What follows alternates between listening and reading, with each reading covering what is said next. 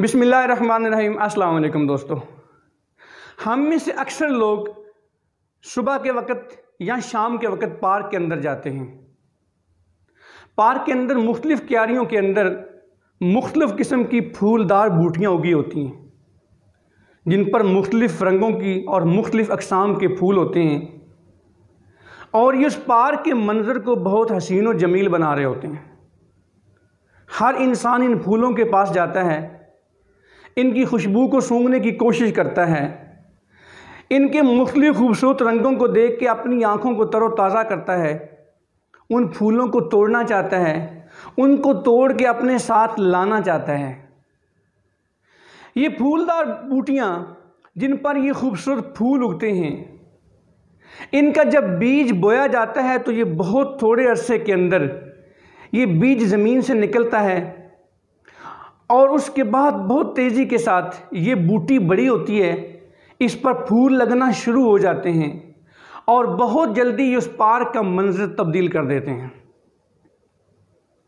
ये बूटियाँ अमूमन 2 से 3 माह इनकी उम्र होती है। 2 से 3 माह के बाद इन पे फूल उगना ख़त्म हो जाते हैं। ये बूटियाँ मुरझा जाती हैं और दोबारा मौत की आगोश में चली जाती हैं। ये अमूमन सीजनल होती हैं। 2 से 3 माह से ज़्यादा इनकी उम्र नहीं होती, लेकिन इस 2 से 3 माह के अंदर ये बहुत तेज़ी से बड़ी होती हैं, बहुत तेज़ी से फूल देती हैं और बहुत तेज़ी के साथ ये अपनी उम्र पूरी करके ख़त्म हो जाती हैं। जबकि दूसरी तरफ एक बरगद का दरख्त है।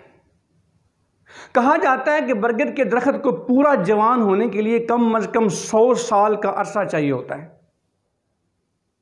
जब ये पूरा जवान हो जाता है तो अमूमन ये 420 मीटर के लगभग के एरिया को कवर करता है।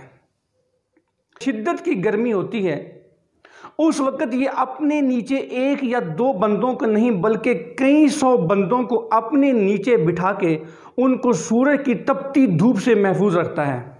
अगले कई 100 साल तक ये अपना साया देता रहता है।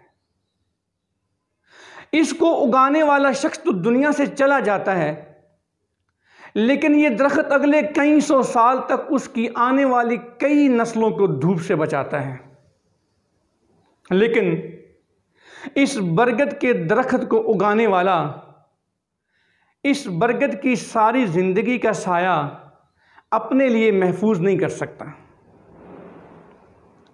ये बरगद का दरख्त वो उगाता है और उसके बाद फिर एक लंबा अरसे तक उसका इंतज़ार करता है। जब एक लंबे अरसे के बाद जब ये दरख्त बड़ा होता है तो उसके बाद फिर एक लंबे अरसे तक ये उसके आने वाली नस्लों को साया देता रहता है। हमारी ज़िंदगी की कुछ ऐसी ही मिसालें हैं।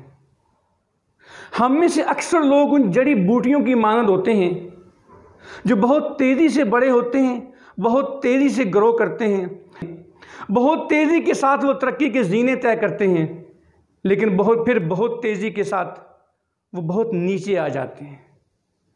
बहुत तेज़ी के साथ उनकी कामयाबियां नाकामियों में बदल जाती हैं। बहुत तेज़ी के साथ वो तरक्की की दौड़ से बाहर हो जाते हैं। लेकिन कुछ लोग उस बरगद के दरख्त की तरह होते हैं जिनकी काविशों को फल लगने के लिए एक लंबा अरसा चाहिए होता है।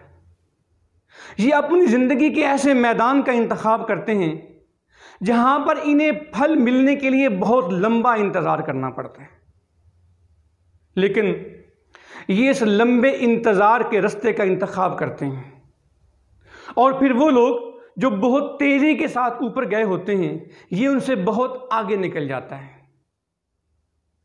ये फिर लंबे अरसे के लिए अपनी उस तरक्की का फल खाता है। ये फिर बहुत लंबे अरसे के लिए सबसे आगे रहता है। ये फिर बहुत लंबे अरसे के लिए सबसे मुनफरिद रहता है।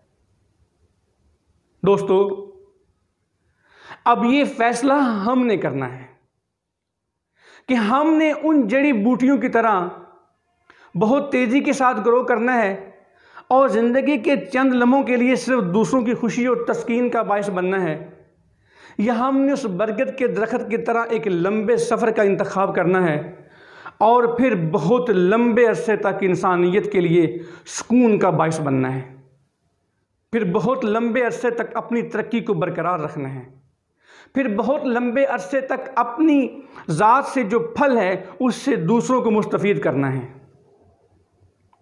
शॉर्टकट छोड़ें, लॉन्ग कट की तरफ आएं। शॉर्टकट ज़िंदगी की कोई तरक्की का राज नहीं है।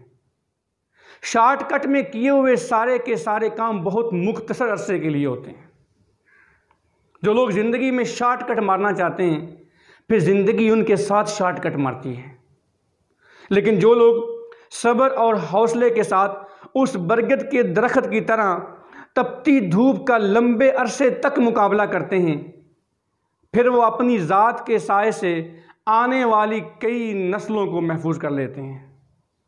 तो आएँ शॉर्टकट को छोड़ें, सब्र के साथ, तहम्मुल के साथ और मुस्तकिल मजाजी के साथ ऐसे रास्ते का इंतखाब करें कि जहाँ पर हमें मंजिल तक पहुँचने के लिए कुछ इंतज़ार तो करना पड़े, लेकिन जब हम उस मंजिल तक पहुँच जाएं फिर वो मंजिल हमेशा के लिए हमारी हो।